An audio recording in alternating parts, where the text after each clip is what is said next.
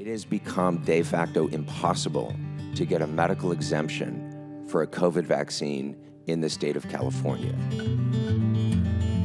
I received a letter from the California State Medical Board saying any physician in California who writes an inappropriate exemption will have his medical license subjected to investigation and disciplinary action. Their licenses have been threatened, and because their licenses have been threatened, we cannot get medical care.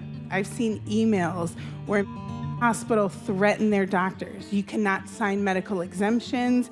You cannot talk about, you cannot report adverse reactions to these vaccines. And if somebody was actually brave enough to do that on writing, there were other people higher up to erase those. I have the proof, and I have the people that have shown me these things. But it takes a brave doctor to say, yes, if I believe my patient is having a reaction, I'll give them an exemption.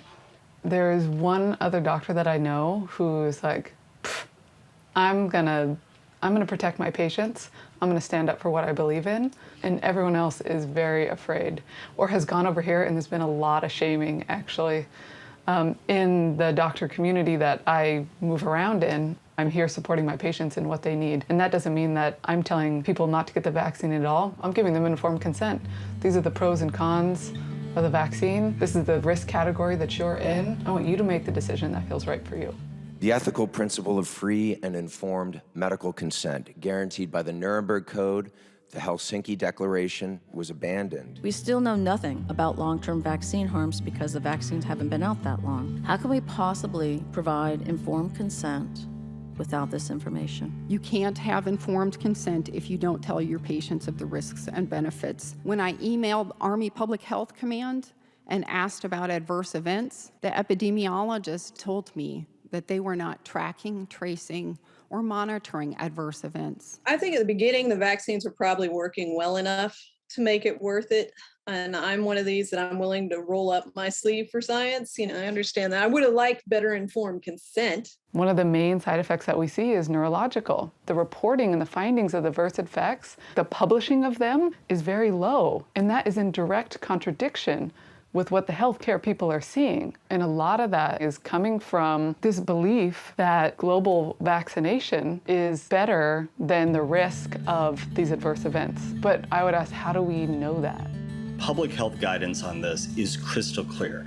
Even if someone has already had COVID-19 and recovered, vaccination is the safest and most effective way to build a durable immune response that protects you, your family, your friends, and your community. We were being told that the vaccine was the only solution, and anyone who questioned it was ostracized. But where did that leave people like me who weren't able to get fully vaccinated? Did I need to self-isolate forever? Prevention is a huge part of naturopathic medicine, and a huge part of my practice is, let's not wait until someone's in the ICU to try to save them. Let's do that ahead of time. It was clear that the majority of the people dying of COVID had comorbidities, including obesity being a prime risk factor. But not only were there no campaigns to incentivize good health, people were being offered free fast food burgers and fries if they got vaccinated. Did you say free fries when you get vaccinated? Just think of this when you think of vaccination. Vaccination.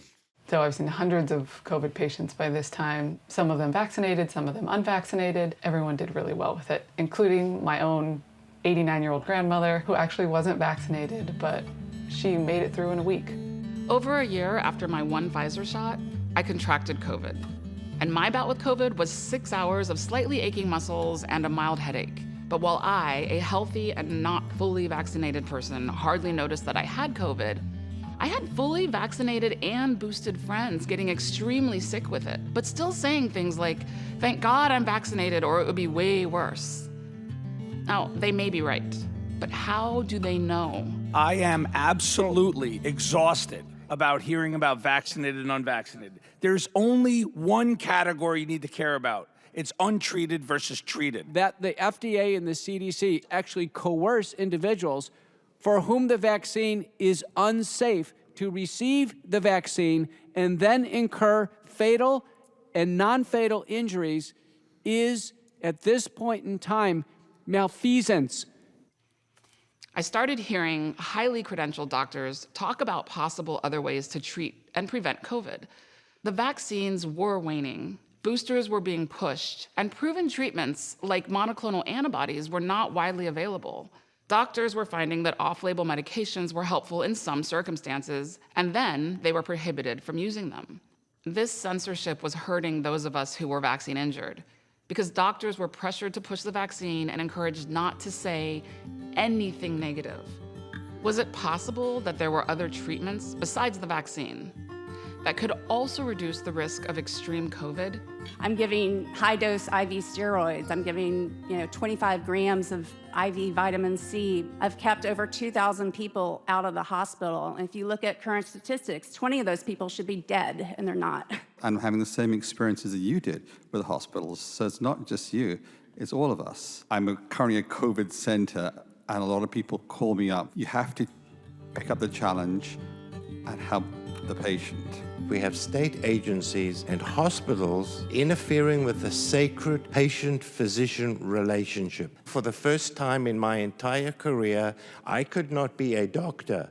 I had 7 COVID patients, including a 31-year-old woman. I was not allowed to treat these people. I had to stand by idly. I had to stand by idly watching these people die.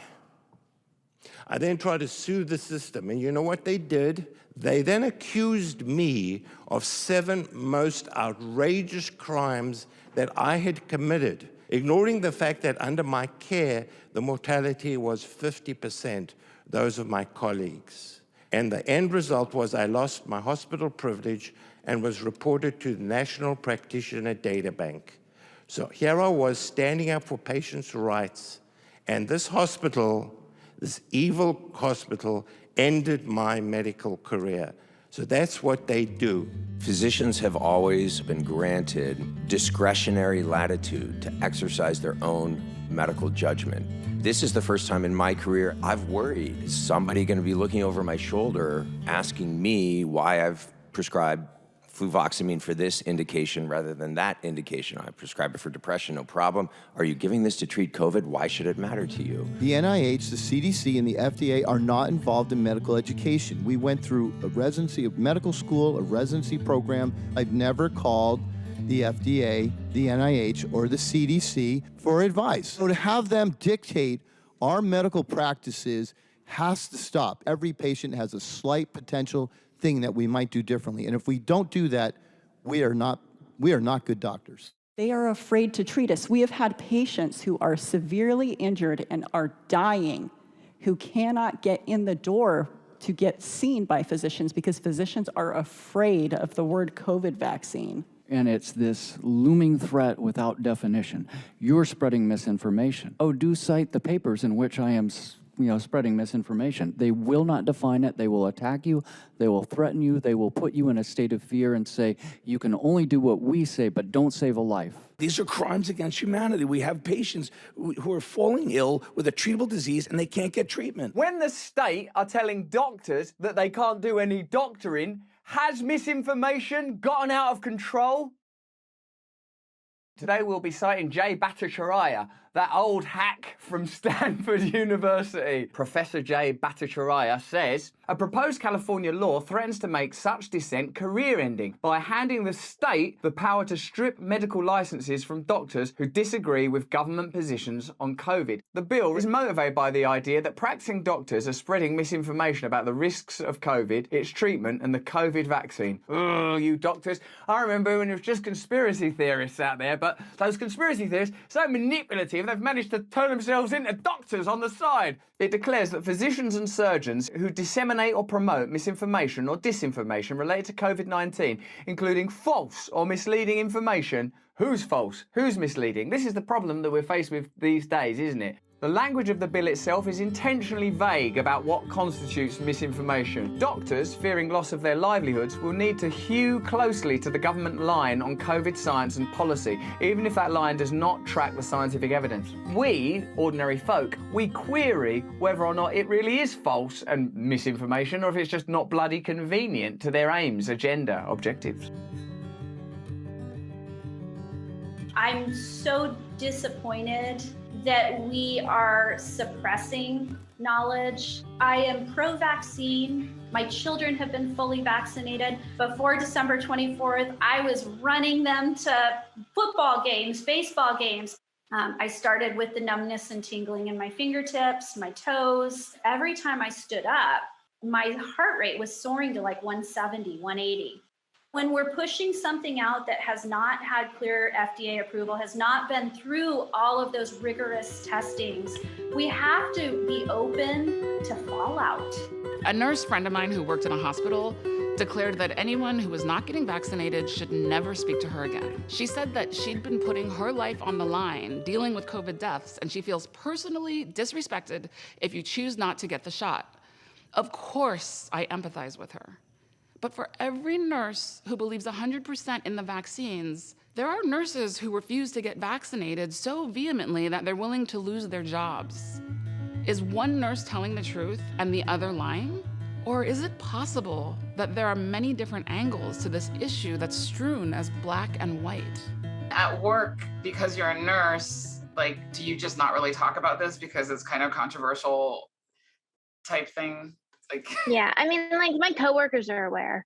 They know because I have like these big bumps that appear on my skin. if the boosters become mandated, where does that leave you? Well, I wouldn't get it. No, there's no doubt. Like, why? Why in the world would they ever make you get something that would harm you? And you have kids? Oh, yes. When you're thinking about all of them getting vaccinated, was that a hard decision? Yeah, I mean, they're old enough to definitely make their own choices, but they watched everything that happened to me and they were like, no way. No matter what they try, I will always fight for